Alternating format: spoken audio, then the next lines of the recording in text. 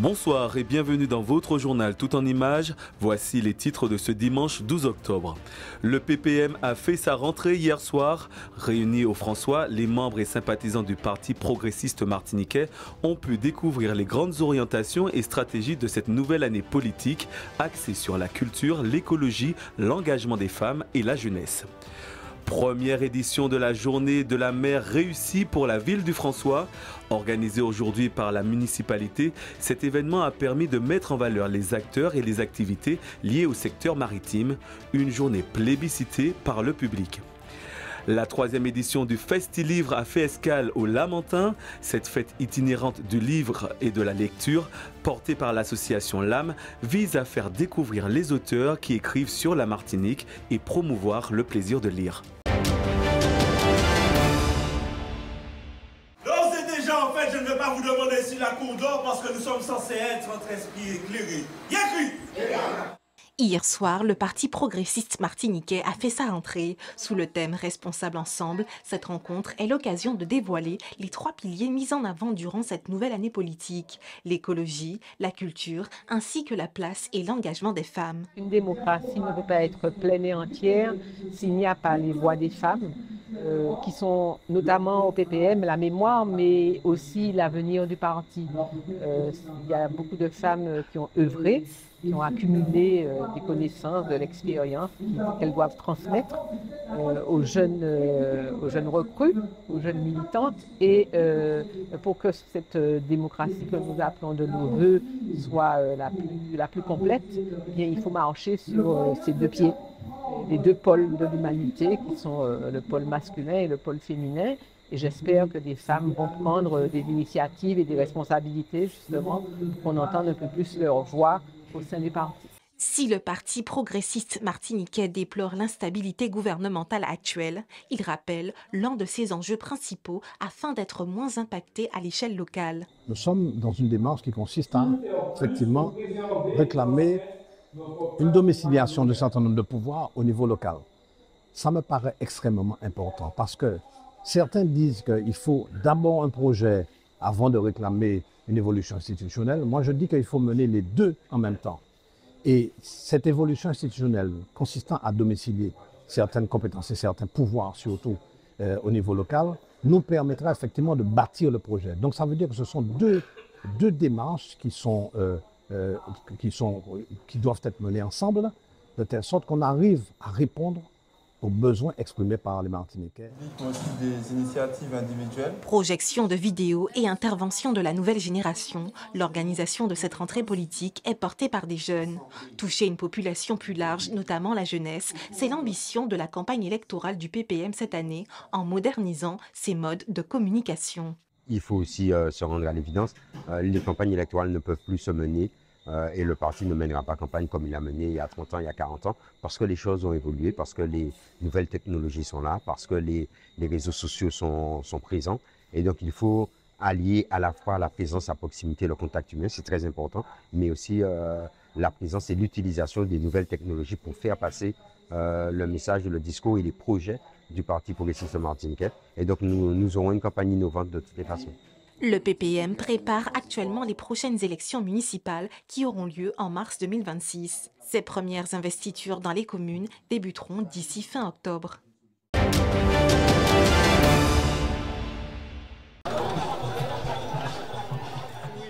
Au François, la mer est à l'honneur ce dimanche matin sur la plage du Forçat.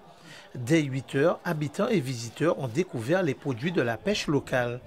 Sous un soleil éclatant, face à la mer, les files d'attente se sont allongées devant les stands. Il y a du beau poisson, les gens sont patients, ils ne s'énervent pas, ils sont gentils. La queue est un peu longue quand même. Je suis venue chercher du poisson puisque c'est la fête de la mer et que le poisson est quand même très intéressant aujourd'hui. Il y a tout plein de poissons. Je suis là depuis une bonne demi-heure. Je pense que j'en ai pour encore une bonne demi-heure. Bonne initiative et puis là tout le monde qui a choisi ça yolé, il y a une toute belle en même côté. On s'en prend bien un coup, il y a droite à gauche pour chercher le poisson. Au menu, thon, marlin, dorade, 10 € le kilo. Une vitrine pour les pêcheurs du François, fiers de montrer le fruit de leur travail. Ramener clientèle là pour aussi fait clientèle là profiter en promotion parce que là, on bat tout le monde. Et au lieu de vendre 14 €, je dis à nous revenir à 10 €, ça qui veut dire que c'est mon a bénéficié 4 €, donc ça a fait au plaisir et il y aura bien un nombre. L'école de formation maritime et aquacole est venue présenter ses différentes filières. Une occasion de valoriser des métiers souvent méconnus, mais essentiels à l'avenir économique et environnemental de l'île. C'est important pour nous d'être là parce qu'on parle déjà de la mer et on est une école de formation maritime et aquacole. Ce qu'on a repéré en Martinique, c'est qu'il y a beaucoup de personnes qui vont en mer sans être professionnels. Ils ne sont pas dans les normes. Nous, on les invite à venir, les former pour qu'ils soient à jour et qu'ils soient dans les normes. Un peu plus loin, les balades nautiques emmènent les curieux à la découverte des îlets du François pour une immersion au cœur du lagon. Ça nous a permis d'embarquer et de directement connaître et visiter les îlets. Donc on est très heureux d'être venus. Alors la journée est magnifique, justement on est venu parce qu'on habite le François et puis c'est dans le cadre de la transmission pour mon fils qui connaisse un peu les îlets du François, un peu l'histoire. On a la chance de faire une très belle sortie en mer avec des explications et notamment les yachts. C'est une belle découverte. Une porte ouverte sur nos atouts au niveau de la mer. Donc ça passe par les produits de la mer, les marins pêcheurs, mais aussi les excursionnistes. Et qui dit excursionniste, dit le patrimoine, qui veut dire les îlets du François, les fonds blancs. La journée de la mer a tenu ses promesses. Elle a rassemblé toutes les générations. Un succès populaire qui rappelle combien le François vit, respire et se nourrit de son littoral.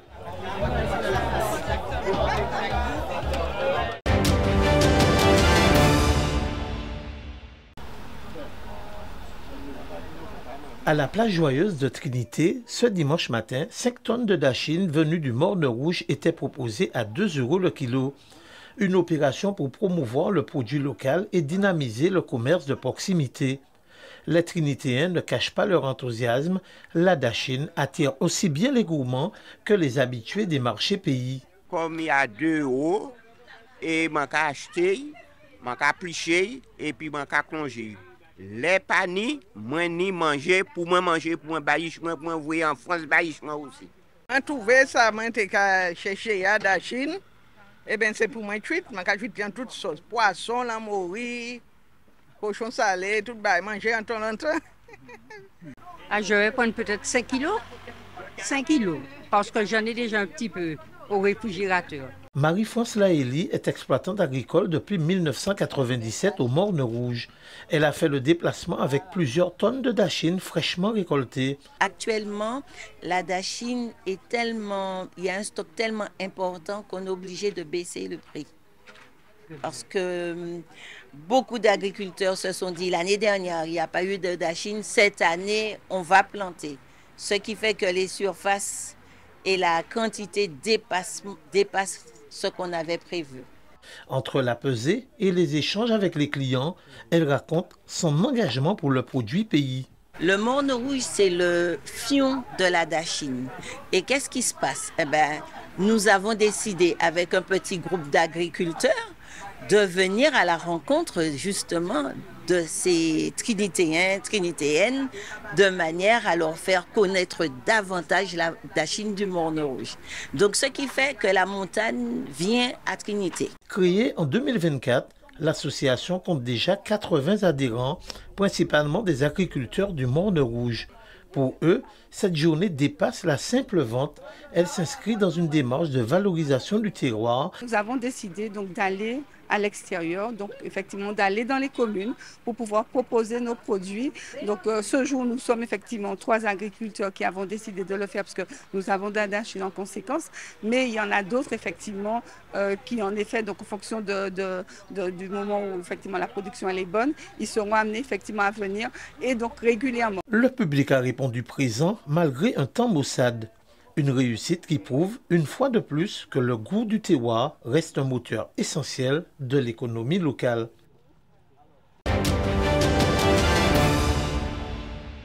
La chanson pour jouer, la chanson pour bien manger et la chanson pour s'endormir. C'est la 3e édition du Festilivre, la fête du livre et de la lecture. Organisée du 6 au 25 octobre dans différentes communes de l'île, cet événement, porté par l'association LAM, permet de découvrir les auteurs qui écrivent sur la Martinique. Le Festi-Livre est aussi l'occasion de redonner le goût à la lecture, mais également de satisfaire les lecteurs passionnés. Je lis beaucoup, mais je ne connais pas beaucoup de livres de la Martinique. Et on m'a dit qu'aussi il y avait des ateliers, des choses comme ça, et je me suis dit que ça aurait été amusant de découvrir. Ce qui était intéressant pour moi, c'est de participer à des activités, de faire de la lecture, parce que c'est vrai que assez souvent on peut dire que les jeunes ne lisent pas, mais c'est pas vrai, les jeunes lisent autant que les grands.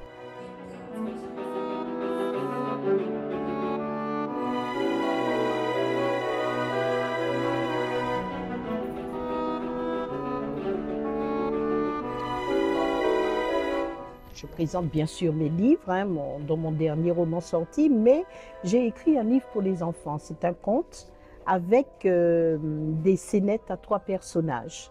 Et j'ai eu la chance d'avoir aujourd'hui 2 jeunes actrices avec qui j'ai pu lire une de ces scénettes, puisque le Festi-Livre, c'est la fête du livre et de la lecture. Donc, entre nous, ici aujourd'hui et partout où nous irons, notre objectif est de donner le plaisir de lire à notre public.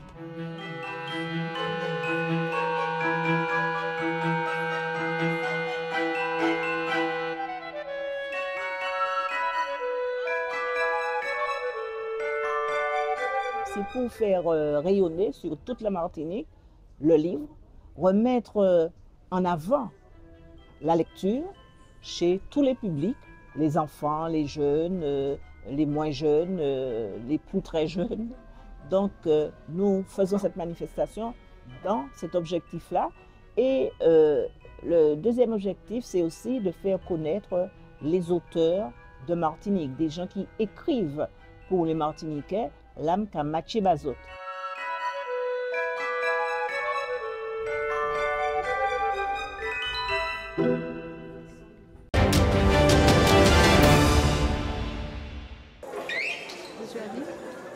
En basket masculin, on jouait hier soir la 3e journée du championnat de pré-national. À cette occasion, le champion en titre, le Golden Star, recevait les Black Stars. Et si ce sont les Spigitins qui ouvrent la marque, rapidement, les Étoiles d'Or répliquent et impriment leur rythme à la partie.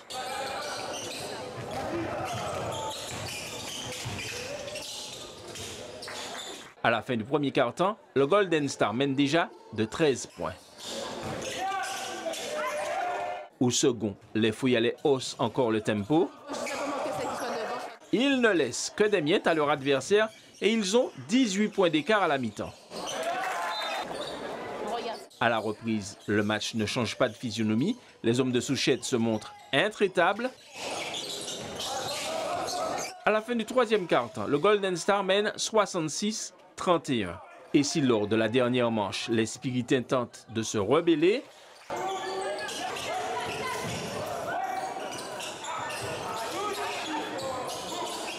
rien n'y fait, le Golden Star maintient l'écart et s'impose sur le score de 82-49. C'est vrai qu'on a une équipe un petit peu beaucoup plus mature que le Black Star, mais après ça se fait pour des belles rencontres pour s'entraîner. Là on a fait jouer pas mal de jeunes ce soir et c'est une très bonne chose pour une équipe comme nous. Mais les gars, on a pu alterner entre l'expérience et la jeunesse. On a vu les qualités et aussi les défauts de nos jeunes. On est encore une équipe jeune, donc on a la moyenne des 18, le plus âgé à 21 ans. Donc du coup on forme, donc on est en stade de travail. Donc pour l'instant on essaie de trouver nos marques. Dans le même temps, l'USAC a dû batailler ferme pour venir à bout de la Gauloise 68-64. Victoire également du Rebond Pilotin 80-75 aux dépens de l'Intrépide.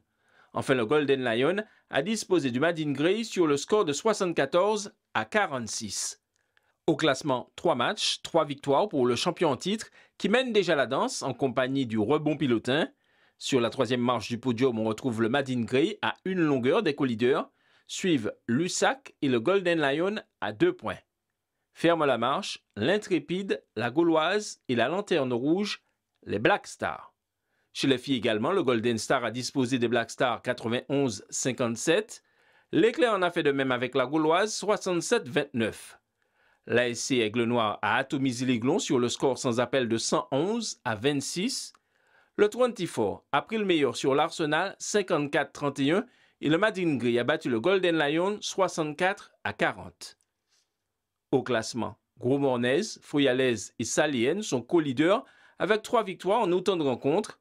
Le 24 suit à 1 longueur et le Madin Grey à 2. En deuxième partie de tableau, on retrouve la Gauloise, l'AS Black Star et le Golden Lion. Ferme la marche, l'Aiglon et la Lanterne Rouge, l'Arsenal. Suite de la deuxième journée du championnat de la Martinique de handball. Hier soir, l'Espoir de Floréal recevait à Corridon le FR Roche-Carré. Dès le coup d'envoi, les Foyalais prennent l'avantage et mènent rapidement de 3 buts d'écart. Les Lamentinois réagissent et réduisent la marque. À la mi-temps, l'Espoir de Floréal mène 10-9. Au retour des vestiaires, le FR Roche-Carré égalise, mais l'Espoir de Floréal reprend la main sur le jeu et creuse de nouveau l'écart jusqu'à 4 buts d'avance. Les Lamentinois ne lâchent rien, reviennent progressivement au score, égalisent, puis prennent l'avantage à 3 minutes de la fin. Mais dans la dernière minute de jeu, l'Espoir de Floréal parvient à égaliser, score final 21-21. C'est vrai qu'on sort de loin, c'est vrai qu'on a repris les entraînements très tard et que les mecs ne sont pas encore prêts, les joueurs ne sont pas encore prêts. Je pense qu'au fur et à mesure, la mayonnaise va prendre et ce sera de mieux en mieux. On va dire le match est nul et un peu à travers de la gorge parce que je pense qu'il y avait de quoi aller chercher la victoire. Mais on peut que féliciter mes joueurs. On en a pas mal de joueurs blessés. Et le FR Roche-Carré, même diminué, arrive à tenir tête à Floréal qui fait partie des meilleures équipes de Martinique. Je pense que quand le FR Roche-Carré sera au complet, ça va promettre de belles choses. Parmi les autres résultats de cette deuxième journée, chez les femmes, le Réveil sportif s'est imposé face au HBC Piloutin sur le score de 21-13. Et chez les hommes, victoire de l'USC Citron face au Réveil sportif 34-31.